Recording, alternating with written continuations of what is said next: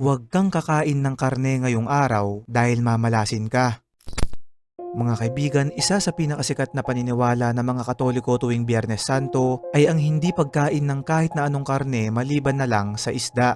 Sinasabing, ang araw daw kasi na to ay ang pag-alaala sa ginawang pag-aalay ng buhay ni Jesus para sa kasalanan ng sanlibutan at ang hindi pagkain ng karne ngayong araw ay simbolo ng pagpapakita ng respeto at pagluluksa sa Kanya. Ayon pa nga sa pamahiin, kapag kumain ka raw ng karne ngayon, ay mamalasin ka sa buong taon at yung iba pang araw ay nabibingi. Yung ilang mga deboto naman ng Katoliko ay hindi talaga kakain ng kahit na ano sa buong maghapon at ang tangi lang nilang gagawin ay uminom lamang ng tubig.